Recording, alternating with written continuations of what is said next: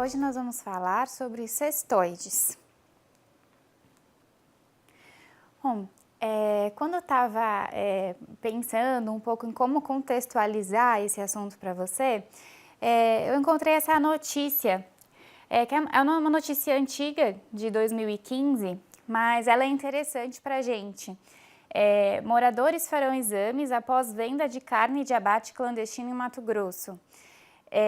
E o que isso tem a ver, né? Por que um abate clandestino não é interessante para a gente?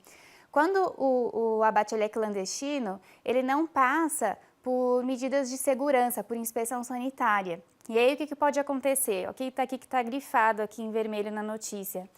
Os consumidores finais que estão expostos ao risco de doenças graves com a ingestão de produtos de origem clandestina, como teníase e cisticercose. Então, quer dizer, essas pessoas que estavam lá por perto dessa região que tem o abate clandestino vão ter que passar por exames para ter certeza que eles não desenvolveram teníase ou cisticercose. E por que esses moradores poderiam ter desenvolvido essa doença, alguma dessas doenças, por comer essa carne que não foi passada por uma inspeção sanitária? Acontece que essa carne, ela pode ter larvas, por exemplo, de tênia, ou tênia saginata ou tênia solium, né? E por que isso pode acontecer? Tanto o boi como o porco, eles podem se alimentar, eles podem estar em um ambiente que está contaminado com os ovos das tênias.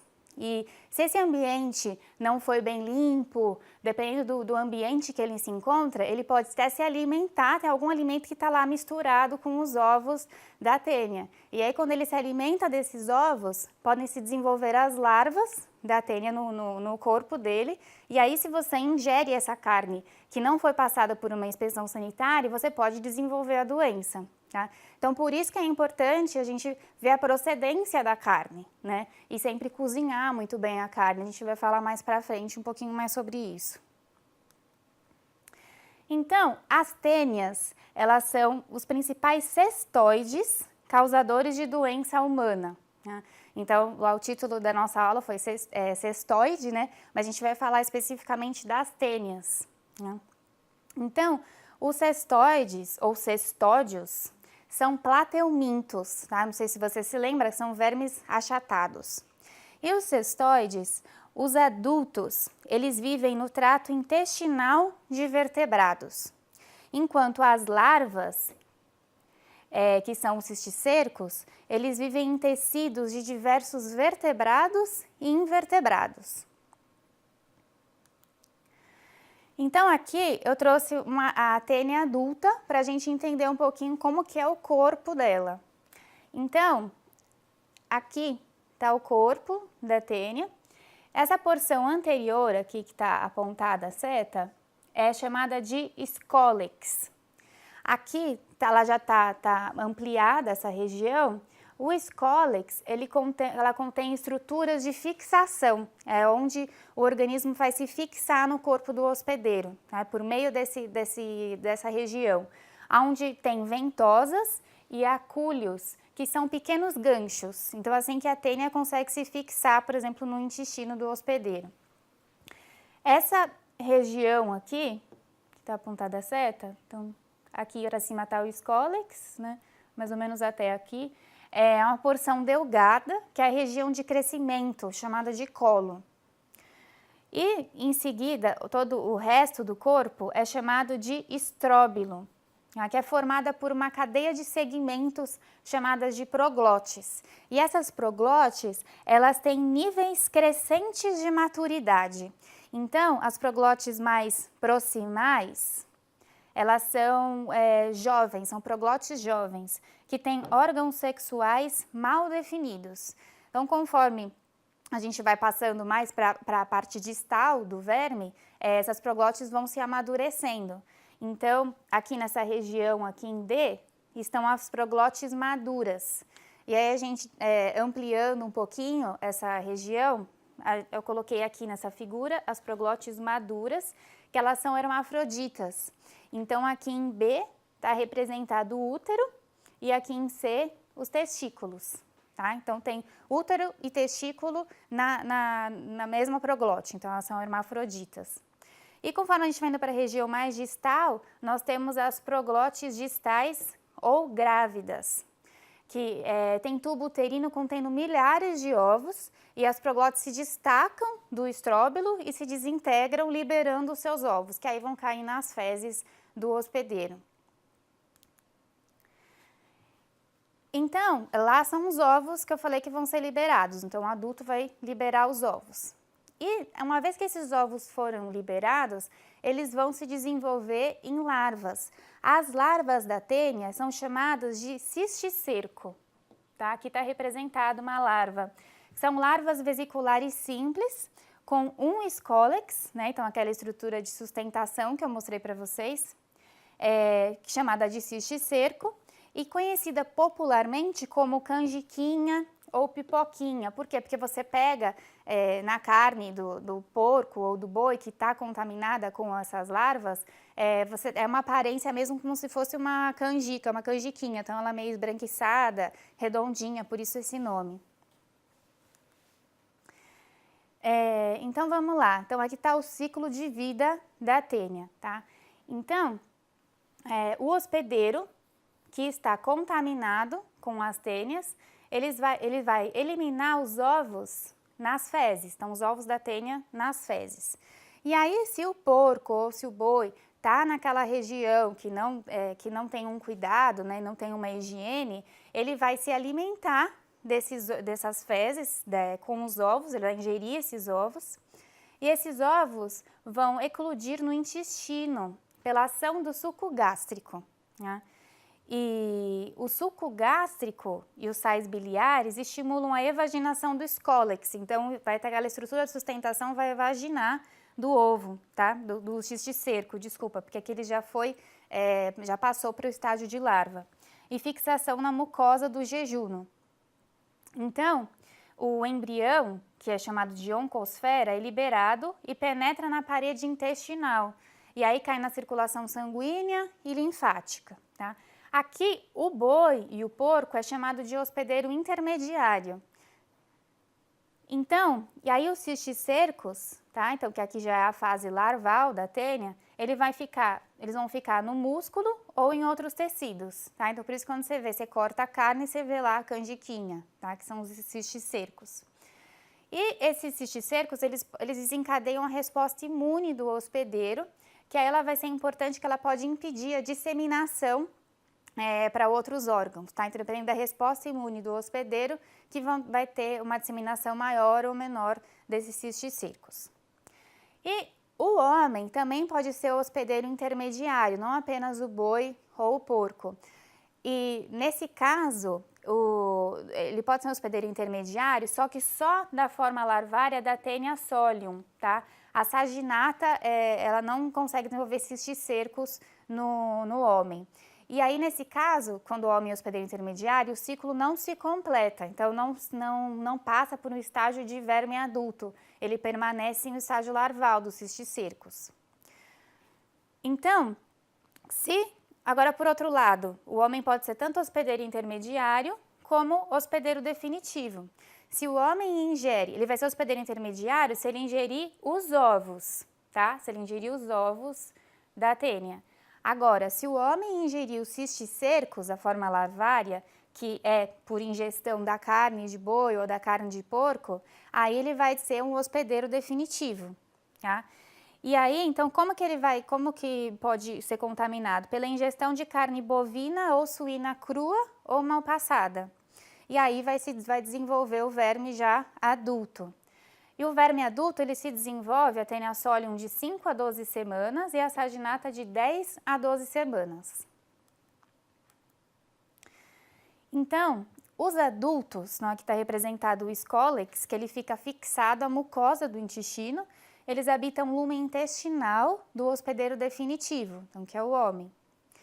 Então, como que é transmitido? Como eu já falei, pela ingestão de carne mal passada E a tênia, é o verme adulto, ela vai se alimentar de alimentos semidigeridos.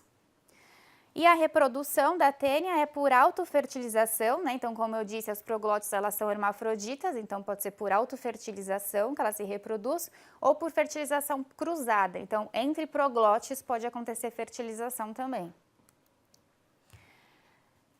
A infecção pelos vermes adultos produz pouca lesão na mucosa do jejuno, então de forma que a maioria dos indivíduos se passa assintomática, tá? Ou queixas inespecíficas, quer dizer que pode ser inúmeras doenças, dor abdominal, náuseas, fraqueza, perda ou aumento do apetite. Então esse tipo de queixa não remete necessariamente à teníase, pode ser qualquer outra doença.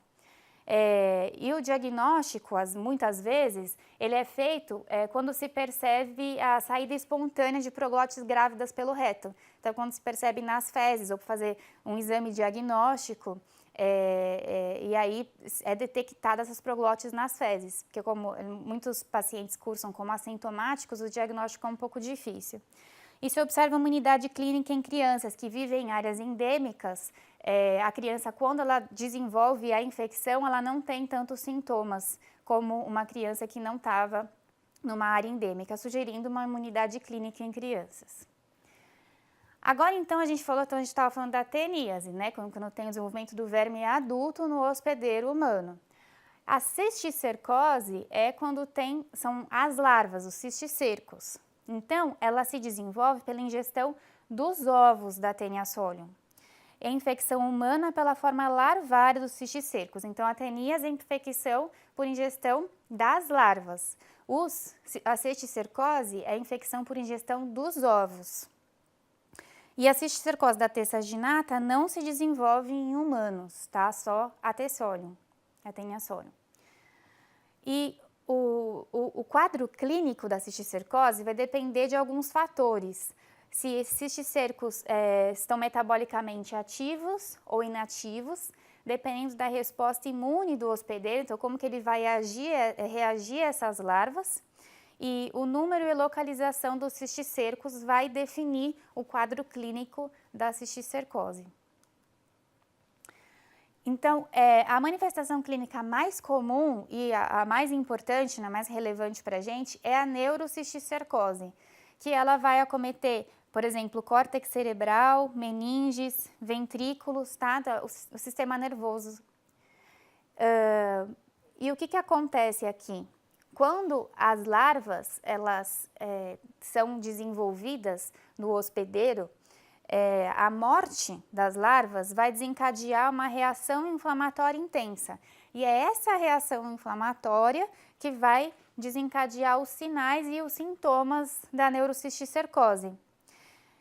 Então, o quadro clínico ele vai depender da localização dos cisticercos. Então, ele pode ter convulsões, déficits motores, distúrbios visuais, cefaleias, náuseas, hipertensão intracraniana, dependendo do local em que essas larvas estão localizadas. E a reação do hospedeiro destrói o parasito, deixando em seu lugar um nódulo calcificado. Então, muitas vezes a gente observa em exame de imagem esse nódulo calcificado, que é o cisticerco. Uma outra manifestação clínica da cisticercose é a cisticercose ocular. Nesse caso, os cisticercos eles estão alojados no humor vítreo, que nessa região os medicamentos antiparasitários não atingem concentrações terapêuticas, então a larva fica lá, o medicamento não consegue ter uma ação muito importante. E aí com isso, com esses cisticercos alojados nessa região do olho, é desencadeada uma extensa reação inflamatória e com isso uma lesão tecidual importante. E aí, por causa dessa lesão tecidual, o paciente vai apresentar perda da acuidade visual, muitas vezes, ou pode chegar inclusive a uma cegueira unilateral. Então, o paciente ele pode ter uma dificuldade para enxergar alguma coisa, como ele pode ficar cego mesmo de um dos olhos. Depende da lesão tecidual. E o tratamento, né?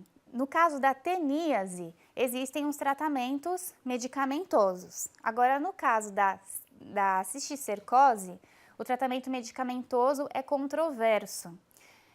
Os cistos viáveis intraparenquimatosos, quer dizer que eles estão no parênquima, então na região, no tecido que é realmente responsável pela função do órgão. Então, por exemplo, em núcleos da base, em córtex cerebral, são cistos intraparenquimatosos. Então, eles são necessários doses altas de medicamentos. Agora, os cistos extraparenquimatosos, que estão, por exemplo, nas cisternas ou nos ventrículos, eles existem condutas terapêuticas mais agressivas do que apenas a medicamentosa, porque ele pode desenvolver um quadro mais importante, como, por exemplo, hidrocefalia. Então, muitas vezes, a remoção cirúrgica dos cisticercos no sistema ventricular é indicada, justamente para evitar, por exemplo, um quadro de hidrocefalia, que fica lá o cisticerco no ventrículo e acaba desenvolvendo uma hidrocefalia, que é um quadro muito sério. E como que a gente pode evitar, então, a cisticercose, né? Então, primeiro, os cisticercos. Então, se você comprou aquela carne, você está na dúvida, você sempre tem que aquecer muito bem aquela carne. Então, comer carne mal passada é muito arriscado. E como que você pode destruir esse cisticerco? Eles são destruídos por aquecimentos por 10 minutos a 96 graus. Então, 96 graus, a carne tem que ficar lá assando por 10 minutos. Agora, se for a 45 graus, aí demora 2 horas para destruir os cisticercos. Ou também pode ser congelada. Então, a menos 20 graus, se ficar 12 horas a menos 20 graus, esse cisticerco também é destruído. Tomar cuidado, então, com os abates clandestinos, então, como eu falei para vocês, que ele não passa por um processo de inspeção sanitária, né? Porque se passar por um processo de inspeção sanitária, primeiro que vai se ver o ambiente onde esse porco, onde esse boi está, do que ele está se alimentando, e a carne vai passar por uma inspeção sanitária, né? Então, vai se ver se existe o cisticerco ou não, para você conseguir, para você se alimentar. E o tratamento em massa. Então, se você trata a população que está numa área endêmica, por exemplo, o que acontece no Brasil, se é detectado um foco, uma pessoa doente numa casa, ele é considerado essa casa como um foco de transmissão.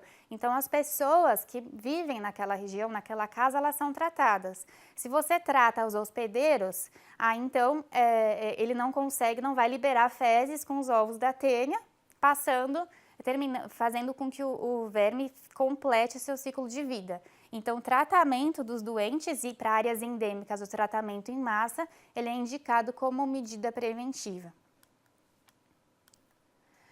Então, espero que você tenha gostado e até a próxima.